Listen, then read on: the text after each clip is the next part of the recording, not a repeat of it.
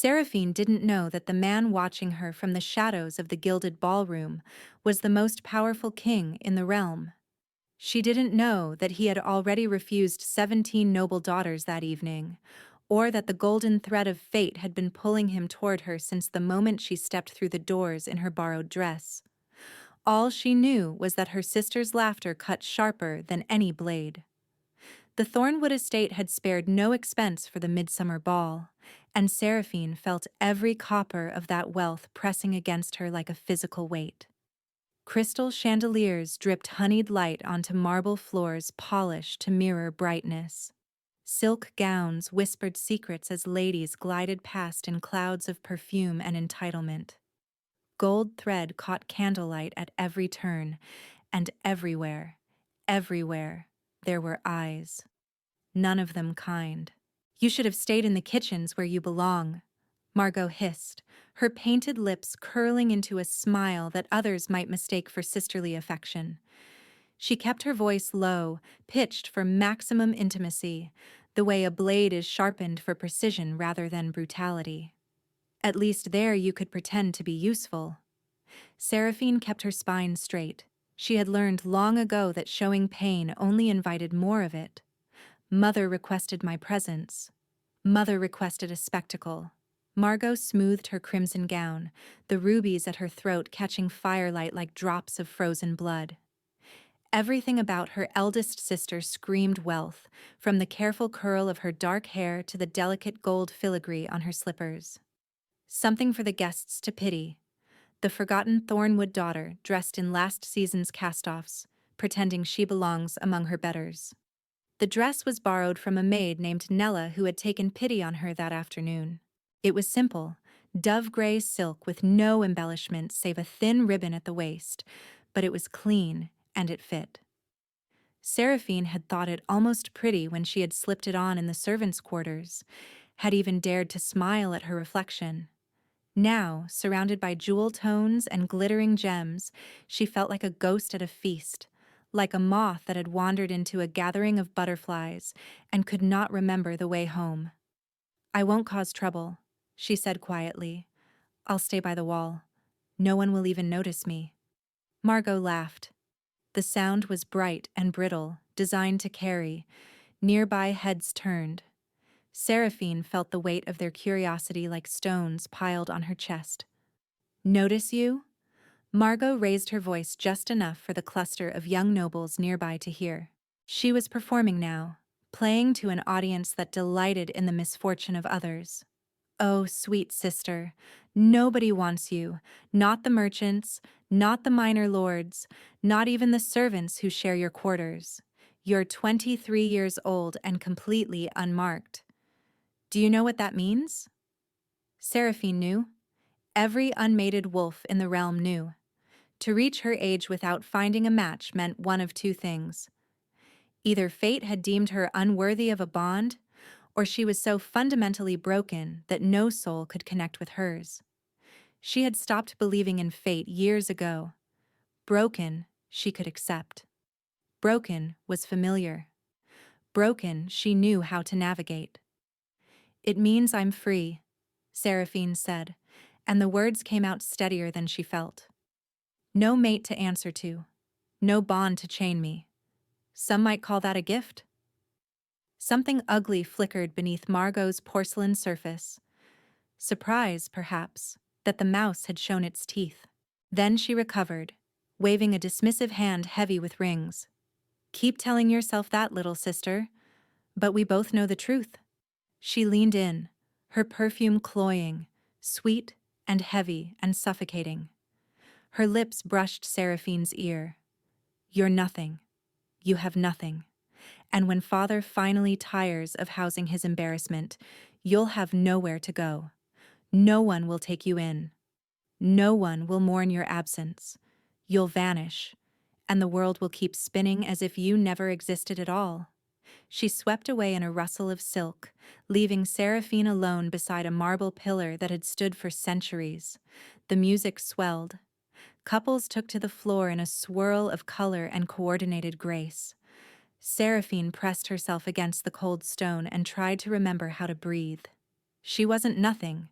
She had survived 18 years in this house, survived her mother's cold indifference, and her father's quiet cruelty that never left marks but always drew blood.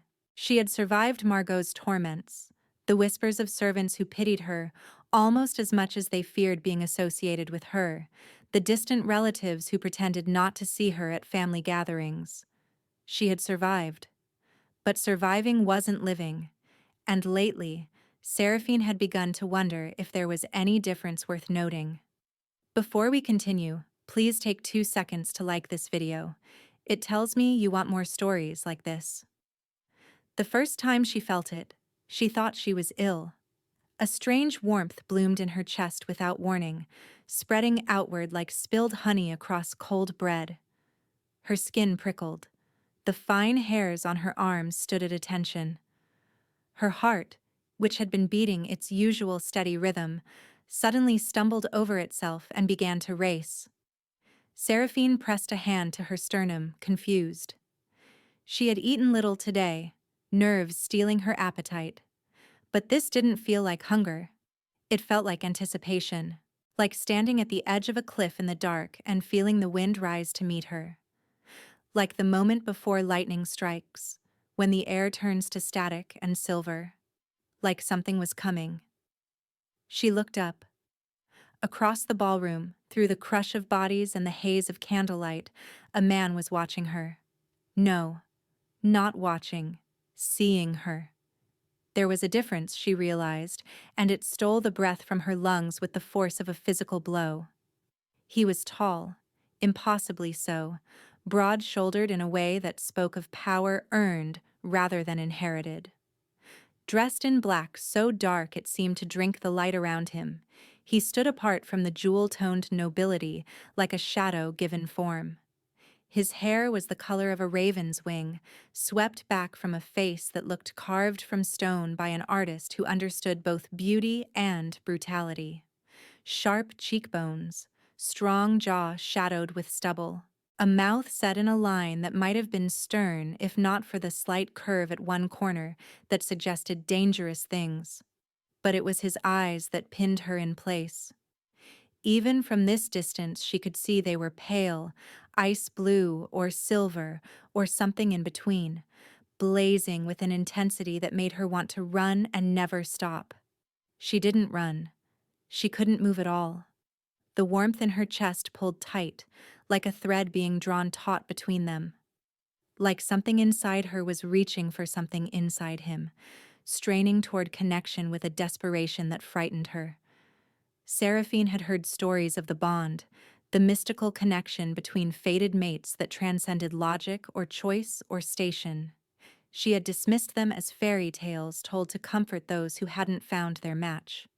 Now, standing frozen while a stranger's gaze burned through her like sunlight through glass, she wondered if she had been terribly, terribly wrong. The man moved. The crowd parted for him like water around a stone. No one jostled him.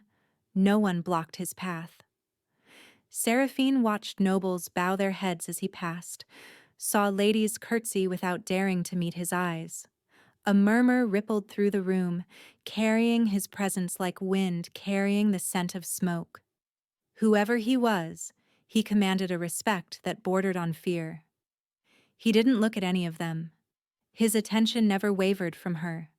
From the girl in the borrowed gray dress, pressed against a pillar, forgotten by everyone except him. 10 feet away. 5. Close enough now that she could see the silver threading through his irises like veins in marble, the faint scar that traced his left temple in a pale crescent, the way his chest rose and fell with carefully controlled breaths that suggested he was fighting for composure as desperately as she was. Close enough to feel the heat radiating from his body, cutting through the ballroom's chill like a blade. He stopped before her. The music continued. A waltz. Something bright and elegant. But Seraphine could no longer hear it over the thunder of her own pulse in her ears. "You," he said. His voice was low, rough, like gravel wrapped in velvet. It did something to her spine, that voice. made her want to lean into it like warmth from a fire. "What is your name?" Seraphine's mouth had gone dry. She should curtsy. She should lower her eyes, defer, submit. Every instinct drilled into her since childhood screamed that this man was dangerous, powerful, someone to be feared and obeyed without question. Instead, she lifted her chin. "Does it matter?" Something flickered in those silver eyes. Surprise, perhaps, or amusement, or something more complicated. Something that looked almost like hunger. "It matters to me." "Then you're the first person in this room who cares." The words escaped before she could stop them. Bitter. Honest. The kind of honesty that had earned her more than one slap from her mother, more than 1 week of denied meals. The stranger didn't flinch. He tilted his head, studying her with an intensity that made her skin burn and her knees threaten to buckle. "You're the Thornwood daughter," he said. It wasn't a question. "The one they keep hidden." "I'm not hidden. I'm ignored." "There's a difference." "There is." He took a step closer, and Seraphine's back pressed against the pillar. Trapped between stone and heat, between her past and something unknown. "You stood by this pillar for 20 minutes. Not a single person spoke to you. Not a single person asked you to dance. Your own sister publicly humiliated you while nobles watched and laughed." His jaw tightened, a muscle jumping beneath the skin. "And yet you didn't cry. Didn't flee. You stood here like a queen surveying her kingdom, as if their cruelty couldn't touch you." Seraphine swallowed. Her throat felt raw. "You were watching me. I couldn't stop." The admission hung between them, heavy with meaning she didn't fully understand. Around them, Seraphine became aware of whispers, of eyes turning in their direction, of the weight of attention she had wished for her entire life suddenly crushing her. The stranger seemed to notice too. His expression shifted, hardening into something protective. "Come with me." "I don't even know your name." "Kyle." He offered his hand, palm up. She could see the calluses there, earned marks of a man who worked with weapons rather than servants. "And I'm asking, not commanding." Seraphine looked at his outstretched hand, at the strength in those long fingers, the silver ring on his smallest finger bearing a crest she almost recognized. At the vulnerability beneath his stern exterior, the way his hand trembled almost imperceptibly, as if this mattered to him, as if she mattered. She took his hand. The moment their skin touched, the thread in her chest snapped tight. Golden light flickered at the edge of her vision, there and gone in a heartbeat. Seraphine gasped, and Kale's grip tightened, steadying her, anchoring her to earth when she felt like she might float away. "I know," he murmured, pitched for her ears alone. "I feel it too." He led her through the crowd, through doors she hadn't noticed, into a moonlit garden where roses climbed ancient walls and the music faded to a distant murmur. Seraphine followed in a daze, her hand still clasped in his, the warmth of him spreading through her like wildfire claiming dry grass. They stopped beside a fountain. Water sang over weathered stone, and the air smelled of night-blooming jasmine and something else, something wild and green. Moonlight turned everything to silver. "You feel it," Kale said. Not a question, a certainty. Seraphine nodded. She couldn't deny it. Not with his hand in hers. Not with every nerve in her body singing a frequency she had never known existed. "I've waited for this." His voice cracked, just barely, on the last word. "For you. For years. Every ball, every gathering, every treaty negotiation that dragged me to another god-forsaken noble house. I was looking. I was always looking. You don't know me. I know you've been hurt. I can see it in the way you hold yourself, like you're always waiting for the next blow. Like kindness is a trick you've learned not to trust." He released her hand, but only to cup her face, his thumbs brushing her cheekbones with devastating gentleness. I know you're strong, stronger than anyone in that ballroom realizes, and I know that the bond between us is real. Seraphine's eyes burned. She blinked rapidly, fighting against hope. Hope was dangerous. Hope was a door left open in winter, letting in cold that killed. Why me? The question felt ripped from somewhere deep and wounded. I'm nobody. I have nothing. I can't give you alliances or lands or heirs that anyone would accept. You're everything. He said it like it was simple, like it was true, like there was no other possible answer. You're the other half of my soul.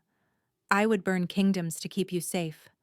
I would tear the stars from the sky if you asked me to. I don't even know who you are. Something shifted in his expression, a shadow passing over the moon. You don't recognize me. Should I? Kale stepped back. His hand fell away from her face, and Seraphine immediately felt the loss of his warmth like a wound. The crest on my ring, he said quietly. Look at it. She looked, really looked this time.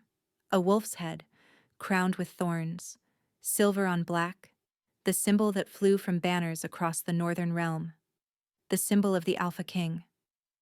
The realization hit her like a physical blow.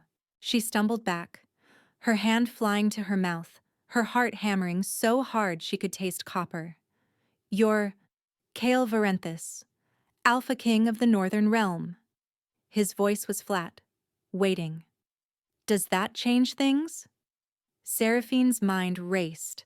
The Alpha King, the most powerful wolf in existence, ruler of territories that stretched from the Frost Mountains to the Ember Sea. Stories about him were told in whispers, his ruthlessness in battle, his iron grip on his kingdom, the trail of broken enemies he had left in his wake. He had united warring factions through sheer force of will. He had faced down rebellions and emerged stronger. He was legend. And she had just told him he was the first person in the room who cared about her name. I insulted you, she breathed. I was rude. I didn't show proper respect. You were honest. Kale's eyes softened, the silver warming to something almost tender. Do you know how rare that is? Everyone in that ballroom wants something from me. Power, money, protection, territory. They see a crown before they see a man. You didn't even know who I was, and you still spoke to me like I was a person, not a title. I thought you were just some arrogant lord. The corner of his mouth twitched. I am arrogant. I'm also your mate. The word hung between them. Mate. Fated. Bound by something older than kingdoms and stronger than fear. This is insane, Seraphine whispered. I'm nobody. My own family treats me like a servant. I don't have a dowry. I don't have connections. I have nothing to offer a king. You have yourself. Kyle closed the distance between them again, slower this time, giving her room to flee. She didn't. That's more than enough. The court will never accept me. The court will accept whoever I tell them to accept. My family has treated you abominably. His voice hardened, taking on an edge that reminded her this was not just a man, but a king who commanded armies. I saw your sister's performance. I've been watching your household all evening, Seraphine. I came to this ball because my advisors demanded I make an appearance, and I found something far more precious than political alliances. He took her hands in his. Both of them, this time, cradled between his palms like something fragile and valuable and worth protecting. I won't force you, he said. The bond doesn't work like that. You have a choice. You'll always have a choice with me. But I'm asking you to consider it. Consider a life where you're not invisible. Consider me. Seraphine stared at their joined hands. His were so much larger than hers, roughened by sword work and scarred by battles she couldn't imagine. Yet they held her with such care, like she was made of glass and gold. Why would you want me? The question felt like tearing out her own heart and offering it up for judgment. I'm damaged. I don't know how to be loved. I've spent my whole life surviving, and I don't know if I can be anything more than that. Then we'll learn together. Kale lifted her hands to his lips, pressing a kiss to her knuckles that burned hotter than any fire. I'm not asking for perfection. I'm asking for a chance. Before she could respond, voices drifted from the ballroom. Raised voices, angry ones. That's my father, Seraphine said, dread pooling in her stomach like cold water. Kale's expression shifted. The tenderness vanished, replaced by something cold and predatory. His eyes hardened to chips of ice. Then let's go remind him who his daughter belongs to now. They returned to the ballroom together, hand in hand. The whispers that had been soft before erupted into a roar of speculation. Seraphine saw her father at the center of the room, face purpling with rage, her mother beside him clutching a handkerchief as though propriety could shield them. And Margaux, standing slightly behind them, her crimson gown suddenly garish against the elegant backdrop, her smile frozen on her face in a rictus of disbelief. There she is. Lord Thornwood's voice boomed across the dance floor. Seraphine, come here immediately. You've embarrassed this family enough for one evening. Seraphine felt herself shrink, old instincts surfacing like bodies in a flood. But Kale's hand tightened on hers, and his thumb stroked across her palm in silent reassurance. Lord Thornwood. Kale's voice cut through the noise like a blade through silk. Conversation died. The orchestra stumbled to silence. A word, if you please. The color drained from her father's face. Your Majesty, I didn't realize... That is, I wasn't informed. No, you weren't. Kyle moved forward, drawing Seraphine with him. Because you were too busy parading your titled daughter before me like a prize mare to notice that your king was watching something far more interesting. Margaux made a small, strangled sound. I've spent the last hour in this ballroom, Kale continued, his voice carrying to every corner of the room. No one moved. No one breathed. I've seen your hospitality on full display, Lord Thornwood. I watched your heir mock her own sister in public. I watched your guests treat Lady Seraphine as if she were invisible. I watched you and your wife ignore her entirely, as though she were a stain you hoped no one would notice. Lord Thornwood sputtered. We didn't, Your Majesty, Seraphine is... mine. The word fell like a hammer on stone. I don't know what she did to earn your contempt, Kale said. And frankly, I don't care. But I need you to understand something. He released Seraphine's hand only to wrap an arm around her waist, pulling her against his side in a gesture that declared ownership and protection in equal measure. This woman is my fated mate, my bond, my future queen. Anyone who disrespects her disrespects the crown, and I do not take insults to my crown lightly. The silence was absolute. A pin dropping would have sounded like thunder. Seraphine watched her family's faces cycle through shock, disbelief, and finally, sickening obsequiousness. Her mother recovered first, sweeping forward with a brilliant smile that didn't reach her eyes. Your Majesty, what wonderful news! We always knew Seraphine was destined for great things. Didn't we, darling? We've been preparing her for this moment all her life. Lord Thornwood nodded vigorously. Yes, of course. Our beloved daughter, always such a treasure. Enough.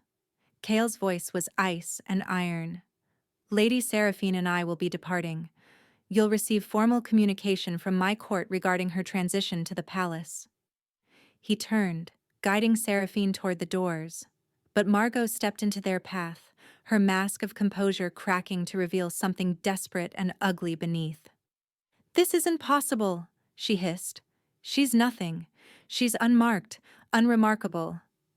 She is everything, Kale said calmly, and you are in my way. Margaux didn't move. Her hands were shaking, her carefully styled hair beginning to come loose. Do you know what she is? What our family has hidden for years? A bitter laugh escaped her.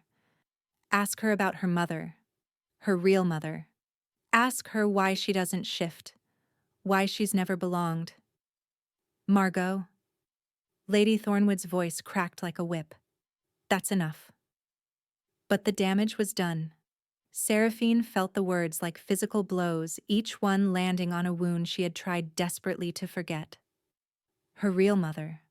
The woman her father never spoke of. The reason she was different. Other. Wrong. She pulled away from Cale, wrapping her arms around herself. Seraphine. His voice was gentle now, stripped of its royal authority. Whatever she's implying is true. Seraphine forced herself to meet his eyes. I'm not fully wolf. My birth mother was human. She died when I was 3, and my father remarried almost immediately. She gestured at Lady Thornwood, who had the grace to look uncomfortable. I'm a halfling. That's why I've never shifted. That's why the bond never found me before. That's why I'm... She stopped. The bond. But she had felt it. Was still feeling it.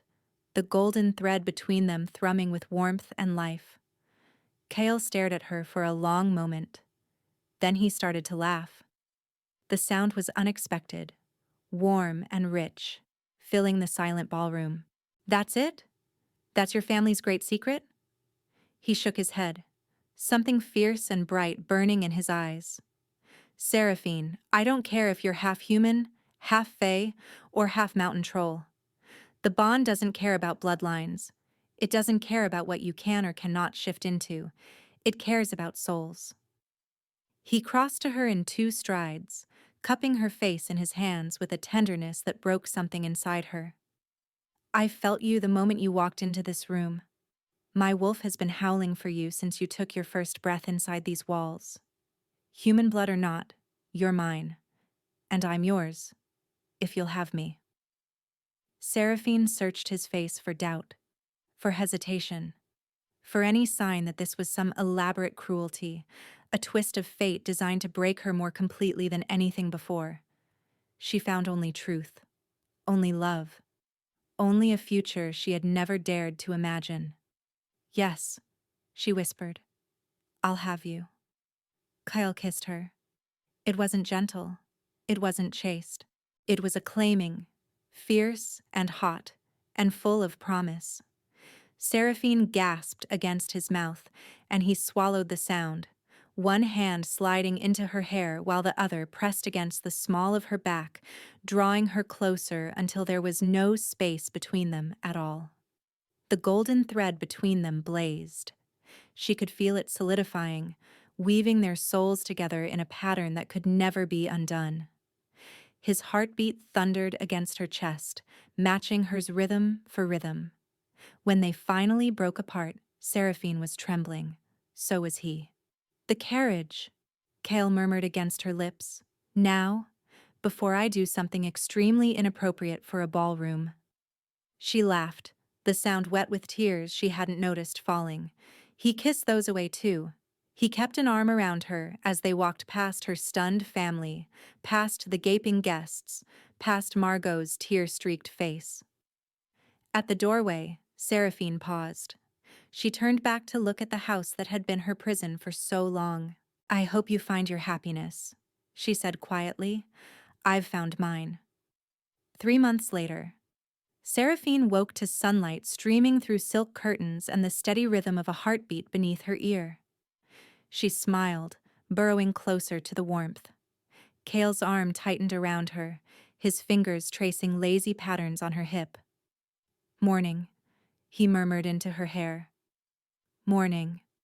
She tilted her head up to kiss his jaw, feeling the scratch of stubble against her lips. How long have you been awake? A while. I was watching you sleep. That's creepy. It's romantic. He rolled them over, bracing himself above her, silver eyes soft with a love that still stole her breath. My mate. My queen. Still the most beautiful thing in any room. Seraphine laughed, the sound bright and unfamiliar even now. 3 months of this, and she still couldn't quite believe it was real. The palace, with its soaring towers and endless gardens. The court that had embraced her with surprising warmth once they realized she was no threat to their ambitions. The people who bowed when she passed, not with pity, but with genuine respect. And Kale. Always Kale. Every morning, every night, and all the moments in between. The ambassador from the Eastern Territories arrives today, she reminded him. You have meetings until lunch. Then let's stay in bed until lunch. The kingdom will collapse. Let it. He kissed her nose. I'll rebuild it tomorrow. She pushed at his chest, laughing. Go, be a king. I have my own responsibilities. It was true. In 3 months, Seraphine had found her footing in ways she never expected. She had established a shelter for abandoned children in the lower city, a place where halflings and orphans could find safety and belonging. She had begun mediating minor disputes between noble houses, her outsider's perspective proving unexpectedly valuable. She had learned to ride, to dance, to hold her own in the verbal sparring matches that passed for court entertainment. She had learned to be happy. A letter arrived for you this morning, Kale said, suddenly serious. From the Thornwood estate. Seraphine stilled. My father? Your sister? Margaux. She hadn't spoken to her family since the night of the ball. There had been formal communications, of course, cold letters of congratulation and carefully worded requests for audience that Kale had intercepted and denied, but nothing personal. Nothing direct. What does she want? I didn't open it. It's yours to read or burn as you choose. Seraphine sat up, wrapping the silk sheet around herself. Through their bond, she could feel Kale's concern, his protective instincts rising like hackles. He would rip the letter to shreds if she asked. He would storm the Thornwood estate and demand apologies. He would wage war against anyone who had ever hurt her. But that wasn't what she needed. I'll read it, she decided. Later. Whatever poison she's written can't touch me anymore. Kale sat up behind her, wrapping his arms around her waist and resting his chin on her shoulder. You're stronger than they ever gave you credit for. I had to be. She leaned back into his warmth. But I don't have to be strong alone anymore. Later that afternoon, after Kale had gone to his meetings and Seraphine had spent the morning at the children's shelter, she sat in the palace gardens with the unopened letter in her hands. The seal was burgundy wax. The handwriting was precise and familiar. Her heart beat steady, no longer racing at the thought of her sister's cruelty. She broke the seal. Sister, the letter began, I don't expect your forgiveness, and I won't insult you by asking for it. But I find myself unable to sleep these past months, unable to look at myself in the mirror without seeing the creature who tormented you for so many years. I was jealous. I have always been jealous of you, though I could never admit it. You had something I could never possess. Peace within yourself. Even when we hurt you, even when the world was cruel, you remained kind. You remained gentle. You remained you. I told myself I hated you because you were weak. Now I understand that I hated you because you were strong in ways I could never be. I don't ask for reconciliation. I don't deserve it. But I wanted you to know that you were right, that night at the ball. I hope you found your happiness. I hope the king sees in you what I was too blind to recognize. I hope, someday, I can become worthy of being called your sister. Margaux Seraphine read the letter twice, then a third time. Then she folded it carefully and tucked it into her pocket.